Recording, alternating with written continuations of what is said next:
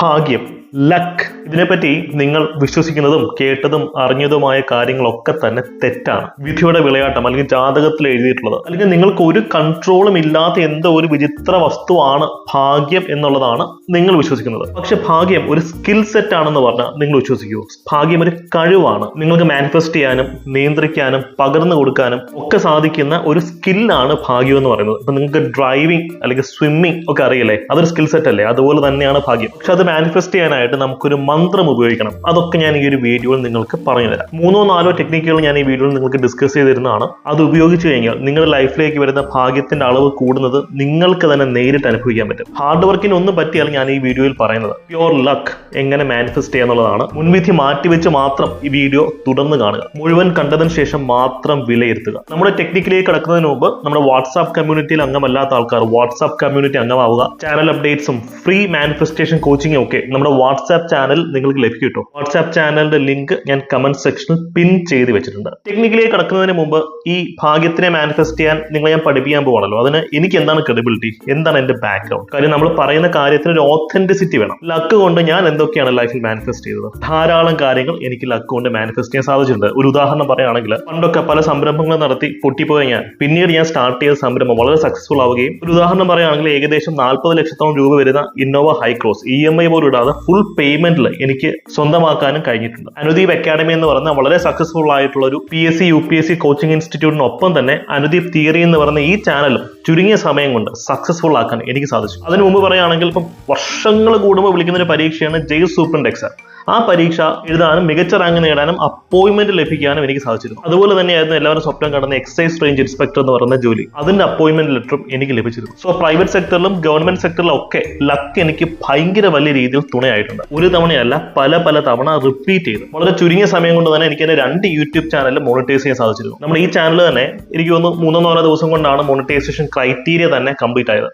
ഞാൻ നേരത്തെ പറഞ്ഞ ഹൈക്രോസ് വാങ്ങിച്ച കാര്യമൊക്കെ ഈ മാനിഫെസ്റ്റേഷന്റെ കോഴ്സ് സെല്ല് ചെയ്ത് ആ പണം കൊണ്ടല്ല വാങ്ങിച്ചത്. എന്റെ മറ്റ് ബിസിനസ് സംരംഭങ്ങളിൽ നിന്നുള്ള പ്രോഫിറ്റ് കൊണ്ടാണ് ഞാനത് വാങ്ങിച്ചത്. ഇനി നമുക്ക് നമ്മുടെ ടോപ്പിക്കിലേക്ക് വരാം. എങ്ങനെയാണ് ലക്ക് മാനിഫെസ്റ്റ് ചെയ്യേണ്ടത്? ഹാർഡ് വർക്ക് ചെയ്ത് ജീവിതം നശിപ്പിക്കാതെ ഭാഗ്യത്തിനെ എങ്ങനെയാണ് ജീവിതത്തിലേക്ക് ആവാഹിക്കേണ്ടത്? ഒന്നാമത്തെ ടെക്നിക്ക് എന്ന് പറയുന്നത് നിങ്ങളുടെ ലൈഫിന്റെ റെസ്പോൺസിബിലിറ്റി നിങ്ങൾ ഏറ്റെടുക്കുക എന്നുള്ളതാണ്. നിങ്ങളുടെ ജീവിതത്തിലെ നല്ലതും ചീത്തയുമായിട്ടുള്ള എല്ലാ കാര്യങ്ങളും റെസ്പോൺസിബിലിറ്റി നിങ്ങളാണ് ഏറ്റെടുക്കുന്നത്. ഇത് കേൾക്കുമ്പോൾ നിങ്ങൾക്ക് കുറച്ച് ദേഷ്യം വരും. ക്ഷമയോടൊന്ന് കേട്ടിരിക്കുക. നമ്മൾ പറയുന്നൊരു കാര്യമാണ് മനസ്സാണ് ദൈവം. നമ്മുടെ മനസ്സിനെ കൃത്യമായിട്ടുള്ള രീതിയിൽ ട്യൂൺ ചെയ്ത് കഴിഞ്ഞാൽ നമ്മുടെ ലൈഫിലേക്ക് നമുക്ക് പോസിറ്റീവായ കാര്യങ്ങൾ അട്രാക്ട് ചെയ്യാൻ പറ്റും, നെഗറ്റീവായ കാര്യങ്ങൾ അട്രാക്ട് ചെയ്യാൻ പറ്റും. So end of the day നിങ്ങളുടെ ലൈഫിന്റെ റെസ്പോൺസിബിലിറ്റി നിങ്ങൾ ഏറ്റെടുത്തു എന്ന് ഒരു തീരുമാനം എടുത്തു കഴിഞ്ഞാൽ നിങ്ങളുടെ ചൊൽപ്പടിക്ക് ലക്ക് എന്ന് പറയുന്ന കാര്യം വരും. അതെങ്ങനെയാണെന്നല്ലേ ഞാൻ പറഞ്ഞുതരാം. ഫസ്റ്റ് സ്റ്റെപ്പ് എന്ന് പറയുന്നത് ഹീലിംഗ് പ്രോസസ് ചെയ്യണം. നിങ്ങളുടെ മനസ്സിൽ പല ലിമിറ്റിംഗ് ബിലീഫ്സും കോൺഫിഡൻസിന്റെ കുറവും ഒക്കെ കാണും. എനിക്കൊരു ഭാഗ്യമില്ല, ഞാനൊരു ഗതികെട്ടവനാണ്, അല്ലെങ്കിൽ ഗതികെട്ടവളാണ്, ഒരു ഭാഗ്യവും ഇല്ലാത്തൊരു വ്യക്തിയാണ് ഞാൻ എന്നൊക്കെയായിരിക്കും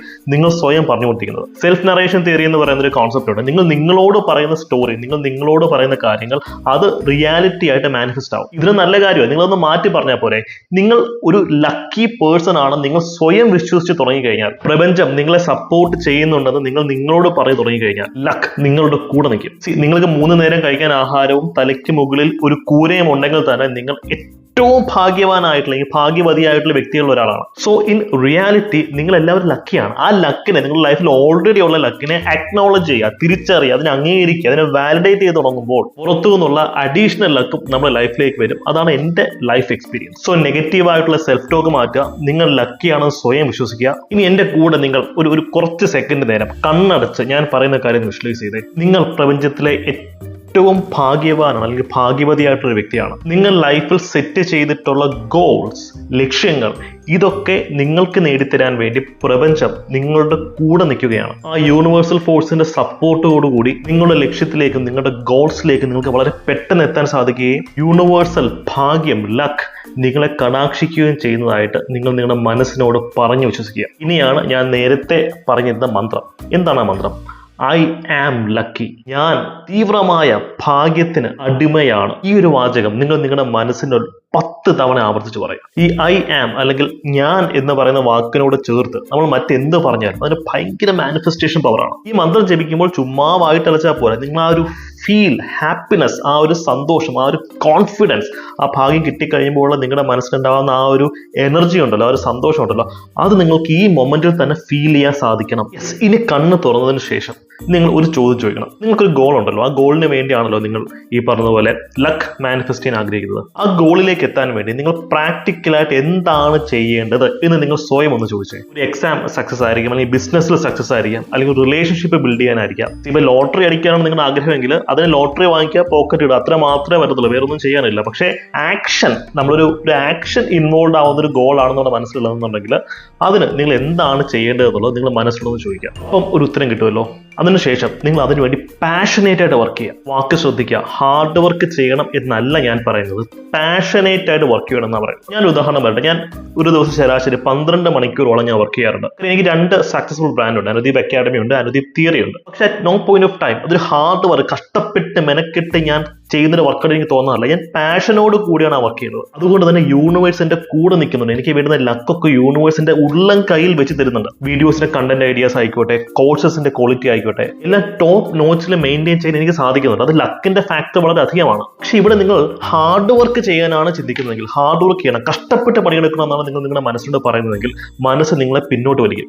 2 മണിക്കൂർ നിങ്ങൾക്ക് ഒരു സിനിമ കാണാൻ എളുപ്പമാണ്, പക്ഷെ 2 മണിക്കൂർ കഷ്ടപ്പെട്ട് പഠിക്കാൻ നിങ്ങൾക്ക് ബുദ്ധിമുട്ടായിരിക്കും. ഈ കഷ്ടപ്പാട് എന്ന് പറയുന്ന സംഭവത്തിനെ നമ്മൾ മനസ്സിൽ എടുത്ത് മാറ്റുക, പകരം അതിനെ പാഷൻ കൊണ്ട് ഫില്ല് ചെയ്യുക. മോഹൻലാലും മമ്മൂട്ടിയും ഒക്കെ ഇത്രയും വലിയ ആക്ടേഴ്സ് ആയത് അവർ കഷ്ടപ്പെട്ട് അഭിനയിച്ചത് കൊണ്ടാണോ, കഷ്ടപ്പെട്ട് വർക്ക് ചെയ്തുകൊണ്ടാണോ, അതോ പാഷനേറ്റ് ആയിട്ട് അവരവരുടെ വർക്കിന് വേണ്ടി ഇറങ്ങി തിരിച്ചതുകൊണ്ടാണോ? പാഷനേറ്റ് ആയിട്ട് നമ്മളൊരു കാര്യം ചെയ്യുമ്പോൾ അവിടെ നമ്മൾ ഭയങ്കര മനസ്സ് മടുക്കുന്ന ഹാർഡ് വർക്ക് ചെയ്യാന്നുള്ള ഫീൽ അങ്ങ് മാറും. പക്ഷെ എസെൻഷ്യലി പുറത്തുനിന്നൊരാൾ നോക്കുമ്പോൾ ഹാർഡ് വർക്കായിട്ട് തോന്നുമെങ്കിലും ചെയ്യുന്ന ഒരാളെ സംബന്ധിച്ച് അത് പാഷനേറ്റ് ആയിട്ടുള്ള വർക്കാണ്. അതാണ് ഞാൻ പറയുന്നത്. നിങ്ങൾ ലക്ഷ്യം കാണുന്ന ഒരു ഗോളിന് വേണ്ടി നിങ്ങൾ പാഷനേറ്റ് ആയിട്ട് ഹൃദയം മുഴുവൻ കൊണ്ട് വർക്ക് ചെയ്യുമ്പോൾ ഭാഗ്യം എന്ന് പറയുന്ന ഒരു സംഭവം നിങ്ങളുടെ ചുറ്റും ഒരു ഓറ പോലെ നിലനിൽക്കും. നിങ്ങൾക്ക് വരുന്ന അനുകൂലമായിട്ടുള്ള സാഹചര്യങ്ങൾ, വ്യക്തികൾ, ഐഡിയാസ്, സിസ്റ്റംസ്, ടൂൾസ് അതെല്ലാം നിങ്ങളിലേക്ക് എത്തും. ഈ ഒരു പ്രോസസ് ചെയ്യാനായിട്ട് ഒരു സ്പെസിഫിക് മെഡിറ്റേഷൻ ഒക്കെ ഞങ്ങളുടെ കോഴ്സസിൽ പഠിപ്പിക്കുന്നുണ്ട്.